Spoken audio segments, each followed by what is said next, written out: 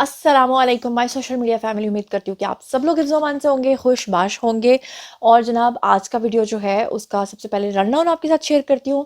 शेख रशीद के हवाले से काफ़ी तशवीशनाक खबरें आ रही हैं। इस वक्त तक वो अस्पताल में हैं और काफ़ी सीरियस कंडीशन में हैं। डॉक्टर्स ने उनके बारे में क्या कहा है और उनको क्या मसला हुआ है उसके बारे में आपको बताऊँगी। और साथ ही साथ आपको बताऊँगी कि इमरान खान और उनके साथी शाह महमूद कुरैशी जो हैं उनके हवाले से भी कुछ बुरी खबरें आ रही हैं। उनके ऊपर फ़र्द जुर्म आयद होने जा रहा है और उसके हवाले से भी आपको खबरें दूंगी। और साथ ही आपको बताऊंगी कि एतजाज़ अहसन ने बहुत बड़ा इल्ज़ाम लगा दिया है बंदियाल साहब के ऊपर, उनको गद्दार और एजेंट करार दिया है। किसका एजेंट करार दिया है, ये तमाम खबरें जो हैं आपके सामने रखूंगी। तो चलिए जनाब शुरू करते हैं पहली खबर से। और पहली खबर जो है वो शेख रशीद के हवाले से आ रही है, जो कि अच्छी खबर नहीं है। जैसा कि आप लोग जानते हैं कि शेख रशीद साहब जो हैं वो तकरीबन 40 दिन तक जो हैं वो तहवील में रहे हैं इदारों की। और फिर उसके बाद आप अच्छे तरीके से जानते हैं कि वो वापस आए। और वापस आने के बाद जो मुनीब फारूक हैं जिन्होंने उनका इंटरव्यू किया था, उन्होंने कहा कि शेख रशीद की उम्र जो है वो अपने इंटरव्यू में भी बार बार ये बात करते दिखाई दिए कि वो 72 साल के हो चुके हैं। और वो बार बार ये बात करते दिखाई दिए कि पुराने से पुराने डिक्टेटर के साथ भी उन्होंने काम किया। गेट नंबर 4 पे वो उनका आना जाना था। वो बड़े मतलब ईजिली इस बात को एक्सेप्ट कर रहे थे कि फ़ौज के साथ उनके ताल्लुकात बड़े अच्छे रहे हैं। लेकिन ऐसा नहीं हुआ था कि उनके साथ कभी इस तरह की चीज़ें हुई हों। बजाय इसके कि उन्होंने सिर्फ एक जिक्र किया था कि जनरल ज़ियाउल हक के दौर में उनको कोड़े लगवाए गए थे। लेकिन कहीं ना कहीं उनका एक मान था इदारों के ऊपर कि वो मुझे नुकसान नहीं पहुंचा सकते। लेकिन क्योंकि आप जानते हैं कि शेख रशीद भी हद से ज़्यादा आगे बढ़ चुके हुए थे, और जिस तरह की वो बड़के मारते थे और जिस तरह की वो बदतमीजियां कर रहे थे और जिस तरह वो खान साहब की मोहब्बत में इस कदर अंधे हो गए थे कि वो स्टैब्लिशमेंट के ऊपर इतने गलीज इल्ज़ामात लगाते थे, तो उसके बाद फिर वो गायब हो गए। फिर मिसिंग पर्सन में शामिल हो गए। फिर आपने देखा कि अदालत ने जब 1 हफ्ते का अल्टीमेटम दिया तो अचानक से वो नमूदार हुए। आपने देखा कि उनकी लाल हवेली जो है वो सील हो गई। फिर उसके बाद आपने देखा कि उनका इस्लामाबाद वाला जो घर था वहाँ पे उन्होंने मुनीब को बुलाया और अपना इंटरव्यू दिया। और इंटरव्यू में उन्होंने तमाम इंकशाफात की और 9 मई के वाकयात का जिम्मेदार जो इमरान खान को करार दिया। लेकिन मुनीब फारूक ने ये कहा था कि शेख रशीद जो हैं वो थोड़े मेंटली डिस्टर्ब लगे। उसके बाद शेख रशीद जो हैं वो अवामी मकामात में सामने नजर आना शुरू हो गए। और आज सुबह वो नाश्ता भी करने के लिए बाहर गए, और जिस रेस्टोरेंट में वो नाश्ता करने के लिए गए वहां पर लोगों का रश भी जमा हो गया। और लोगों को लगा कि अब ये नॉर्मल हो जाएंगे। लेकिन नाश्ता वही पाए और सिरी पाए और नहारियाँ शहारियाँ खाने के बाद, या किसी जहनी दबाव की वजह से या किसी भी वजह से, बहरहाल उनकी तबीयत अचानक खराब हुई। और बताने वाले ये बता रहे हैं कि उनको हार्ट अटैक आया। और जब उनको हार्ट अटैक आया तो उसके बाद जो है उनको आईआरसी एमरजेंसी में इब्तदाई तिब्बी उनका मुआयना जो है वो किया गया। और बताया गया कि उनको सीने में जो है वो शदीद तकलीफ़ जो है वो हो रही थी, जिसके बाद उनको फाइनली हॉस्पिटलाइज किया गया, उनको हॉस्पिटल मुंतकिल किया गया। और ज़राए जो हैं उनका ये कहना है कि शेख रशीद को अस्पताल में जो है वो अंडर ऑब्जर्वेशन रखा गया। तो बताने वाले ये बता रहे हैं कि शेख रशीद को हार्ट अटैक आया। वो बहुत मेंटली स्ट्रेस्ड हैं जब से वो आए हैं, और वो लोगों में घुलने मिलने की कोशिश तो कर रहे हैं, लेकिन शायद उसी स्ट्रेस की वजह से उनको जो हार्ट अटैक है वो आया। और मैं आपको ये भी बता दूं कि शेख रशीद जो थे इससे पहले तक उनको सीएमएच के अंदर जो है इलाज मुफ्त हुआ करता था। मेरे ख्याल से ये मेरा ख्याल है कि वो सीएमएच में कभी भी चले जाते थे, लेकिन अब की बार शायद वो सीएमएच में भी नहीं गए, किसी और हॉस्पिटल में उनको ले जाया गया। बहरहाल अल्लाह ताला उनको ज़िंदगी तंदुरुस्ती दे। और किसी से आपका चाहे कितना भी इख्तलाफ हो, लेकिन बेशक मतलब किसी की सेहत के जब मामलात आते हैं तो हम ऐसा कभी नहीं चाहेंगे कि किसी की सेहत इस हद तक ख़राब हो कि खुदा न खास्ता जो है वो इस तरह की चीज़ें जो हैं वो सामने आए। बहरहाल अब चलते हैं जी दूसरी खबर की तरफ। दूसरी खबर है इमरान खान साहब की। इमरान खान के बारे में उनके जो वकला हैं उनका ये कहना है कि उनकी सेहत बहुत ख़राब हो रही है जेल के अंदर। और जो बुशरा बीबी हैं उनका कहना भी ये है कि उनका वेट काफ़ी ज़्यादा गिर चुका है। जबकि उनकी बहन जो हैं अलीमा, उनका कहना है कि जी वो बड़े सेहतमंद हो रहे हैं और वो जेल के अंदर बड़े प्रैक्टिकल नज़र आ रहे हैं। इमरान खान ने पिछले दिनों इस्तदा भी की थी कि उनको एक्सरसाइज वाली साइकिल जो है, जिसको वो जिसके ऊपर वो साइकिलिंग करते हैं, वो उनको चाहिए। और बताने वालों ने ये भी बताया है कि ये साइकिल भी तोशा खाना टाइप के मतलब गिफ्ट में से एक थी। यानी मज़े की बात ये कि बताने वाले ये बताते हैं कि इमरान खान को ये साइकिल भी सऊदी प्रिंस ने दी थी। और किस्मत की सितम ज़रीफ़ी देखिए कि घड़ी चोर भी वो तोशा खाना जो केस है उसमें भी वो सऊदी प्रिंस के हवाले से, यानी उन्हीं की दी हुई घड़ी के ऊपर बदनाम हुए। और अब जो साइकिल मंगवाई है वो भी उन्हीं की दी हुई है। और बताने वाले बताते हैं कि सऊदी प्रिंस ने जब उनको अपना चार्टर तैयारा दिया था जिसमें बैठकर वो गए थे, मेरे ख्याल से मलेशिया गए थे या टर्की गए थे, तो रास्ते में सऊदी प्रिंस को ही गालियां देते गए थे یہ ہے جی عمران خان کا اللہ تعالیٰ معاف کرے کیریکٹر، کہ جس سے وہ کہتے ہیں نا جس پہ احسان کرو پھر اس کے شر سے بچو. اور آج اسی ایکسرسائز کی ان کو یاد آئی، اسی سائیکل کی ان کو یاد آئی جو انہوں نے جیل میں منگوائی ہے. حالانکہ کہا جاتا ہے کہ جیل جو ہے وہ بہت چھوٹی ہے، وہاں پہ تو مشکل سے ایک چارپائی آتی ہے، لیکن عمران خان صاحب تو عمران خان صاحب ہیں، وہ ہمارے سپر سٹار ہیں. اور ان کی فرمائش کے اوپر جیل کی دیوار توڑ کے باقاعدہ طور پہ جو جج ابو الحسنات ہیں ان کے کہنے پر ان کو یہ فیور دی گئی ہے کہ جیل کو ایکسپینڈ کیا گیا ہے تاکہ خان صاحب کی جو ایکسرسائزنگ مشین ہے وہ وہاں پر آ سکے. اب آپ مجھے دیجئے شاباش، کیونکہ جو خبر میں آپ کو دینے جا رہی ہوں یہ آپ نے سنی تو ہوگی لیکن اس کی تفصیلات آپ کو ایسے پتہ نہیں ہوں گی جیسے کہ میں نے آپ کو بھی بتانی ہے. سائفر والا کیس میں آپ کو تقریباً 2 ماہ سے بتا رہی ہوں کہ خان صاحب اس سائفر والے کیس سے نہیں بچ سکتے، شاہ محمود قریشی اس سائفر والے کیس سے نہیں بچ سکتے. اور یہاں پر میں آپ کو یہ بھی بتا دوں کہ بلکہ یہ خبر بتانے سے پہلے میں آپ کو ایک چھوٹا سا کلپ دکھانا چاہتی ہوں جس میں شاہ محمود قریشی جو ہیں وہ خان صاحب کے بارے میں کیا کہہ رہے تھے کہ میں نے سائفر جو ہے وہ ان کو ہینڈ اوور کیا ہے. جو سائفر سے آج عمران خان انکار کر رہے ہیں اور ان کے خلاف اب چارج شیٹ آ گئی ہے اور اب ان کے خلاف ٹرائل شروع ہونے لگا ہے اور بڑا ہی خطرناک یہ کیس ہے اور اوپر سے ملک ریاض کے اوپر بھی سختیاں آ گئی ہیں. تو پہلے ذرا آپ سنیں یہ کلپ. اللہ گواہ ہے، میں نے اپنے کپتان کو بتا دیا یہ منصوبہ کیا ہے، ارادہ کیا ہے، منصوبہ بندی کہاں ہو رہی ہے، کون کر رہا ہے. میں اور وضاحت نہیں کرنا چاہوں گا. یہ امانت ہے، یہ امانت ہے. عمران یہ تمہاری امانت تھی، میں نے تمہیں دے دی ہے. اب تم جانو اور قوم جانے کہ تم قوم کو اعتماد میں کتنا لینا چاہتے ہو. یہ فیصلہ آپ کا ہے. ساتھیو، ملک کی مفاد میں لکھ کر ہم کہہ رہے ہیں کہ ہمارے ملکی مفاد میں، لیکن لکھ کے ہمیں دھمکی دی گئی ہے. شاہ محمود نے ابھی آپ سے کوئی بات کی تھی. ہمارے ملک میں باہر سے پیسے کی مدد سے حکومت تبدیل کرنے کی کوشش کی جا رہی ہے. اچھا جی، اب میں آپ کے سامنے خبر رکھتی ہوں جی. خبر یہ ہے کہ سائفر کیس میں پاکستان تحریک انصاف کے جو چیئرمین ہیں یعنی کہ عمران خان اور وائس چیئرمین ہے شاہ محمود قریشی، ان کے خلاف آفیشیل جو ہے وہ چارج شیٹ سامنے آ گئی ہے. آفیشیل سیکرٹ ایکٹ کی جو خصوصی عدالت ہے اس کے جو جج ہیں ان کا نام ہے جی ابو الحسنات. انہوں نے اڈیالہ جیل میں سماعت شروع کی اور سماعت کے دوران جو ہے انہوں نے عمران خان اور شاہ محمود قریشی کے اوپر فرد جرم بھی عائد کی. یہاں پر میں آپ کو یہ بھی بتاتی چلوں کہ فرد جرم میں یہ جو کہا گیا ہے، جو اس کا متن ہے، جو اس میں جو کچھ کہا گیا ہے وہ میں آپ کو پڑھ کے سناتی ہوں. فرد جرم میں کہا گیا ہے کہ ملزمان کے خلاف رواں سال 15 اگست کو سائفر کا مقدمہ درج ہوا.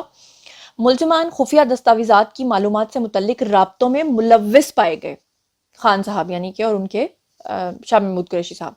7 مارچ 2022 کو واشنگٹن سے موصول سائفر غیر متعلقہ افراد کو سونپا گیا اور سائفر ٹیلی گرام کے حقائق کو توڑ مروڑ کر پیش کیا گیا. ملزمان نے سائفر کو قومی سلامتی کے برعکس ذاتی مقاصد کے لیے استعمال کیا اور فرد جرم کے متن کے مطابق یہ بھی کہا گیا ہے کہ 28 مارچ 2022 کو بنی گالہ میں خفیہ اجلاس کے اندر سائفر کے مندرجات کا غلط استعمال کیا گیا. سابق وزیر اعظم نے اعظم خان جو ان کے پرنسپل سیکرٹری تھے ان کو سائفر کے منٹس اپنے انداز سے تیار کرنے کی ہدایت دی. یہ انہی منٹس کی بات ہو رہی ہے جو آپ کو یاد ہوگا کہ اعظم خان کے ساتھ جو بات چیت تھی وہ عمران خان کی لیک ہو گئی تھی، ان کی آڈیو کال لیک ہو گئی تھی. پھر اس کے بعد سابق وزیر اعظم نے بددیانتی اور بدنیتی سے جان بوجھ کر سائفر تحویل میں رکھا. سائفر جیسی اہم ترین سرکاری دستاویزات کو غیر قانونی طور پہ اپنے قبضے میں رکھا اور پھر لوگوں کو جھوٹ بولا اور سب کو کہا کہ مجھ سے گم ہو گیا ہے. ملزمان نے ریاست کے سائفر سیکیورٹی سسٹم پر سمجھوتا کیا. یہ سب کچھ اس متن کے اندر ہے اور یہ خان صاحب کے اوپر ثابت ہو جانا ہے کیونکہ تمام آڈیوز جو لیک ہوئی ہیں وہ تمام اداروں کے پاس موجود ہیں، وہ آپ نے، ہم نے، سب نے سنی ہوئی ہیں. فرد جرم میں یہ بھی کہا گیا کہ ملزمان کی سائفر ٹیلی گرام پہ بددیانتی سے ریاست کو نقصان پہنچا. امریکہ میں سابق سفیر ہیں جی ڈاکٹر اسد مجید، انہوں نے ڈونلڈ لو کو پاکستان ہاؤس میں ظہرانہ دیا اور ملاقات ہوئی اور گفتگو کے منٹ سائفر کے ذریعے سیکرٹری خارجہ کو بھجوائے گئے. 7 مارچ 2022 کو موصول سائفر کو وزارت خارجہ کے SSP سیکشن کی حفاظتی تحویل میں دیا گیا.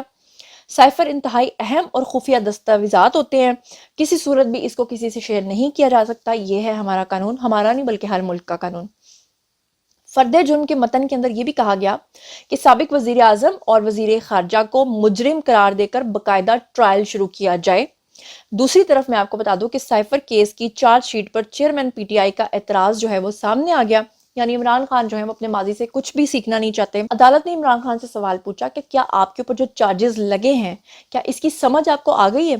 اس پہ چیئرمین پی ٹی آئی نے کہا کہ مجھے چالان کے حوالے سے مکمل دستاویزات جو ہیں وہ مہیا نہیں کی گئیں، جب تک مکمل چالان کی کاپی نہیں دی جاتی تب تک چارج مجھے سمجھ کیسے آ سکتا ہے؟ یعنی اتنا کچھ آپ نے کر لیا لیکن مجھے پتہ نہیں ہے کہ جی میرے ساتھ کیا ہو رہا ہے۔ عدالت نے چیئرمین پی ٹی آئی سے سوال کیا کہ کیا آپ اپنے جرم کو مانتے ہیں؟ انہوں نے کہا میں خود کو جرم کا مرتکب نہیں سمجھتا۔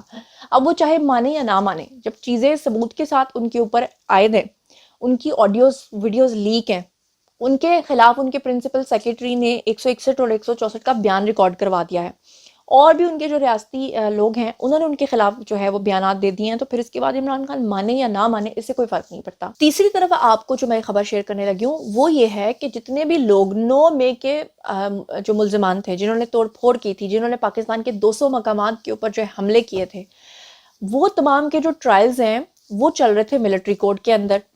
اب جو سپریم کورٹ ہے انہوں نے اس چیز کے خلاف جو ہے وہ ایک فیصلہ دے دیا۔ فیصلے میں یہ کہا گیا کہ جو سیولینز ہیں ان کا ٹرائل جو ہے وہ سیولین عدالتوں کے اندر چلیں گے، نہ کہ ان کے ٹرائلز جو ہیں وہ چلیں گے آرمی کورٹس کے اندر یا عدالتوں کے اندر۔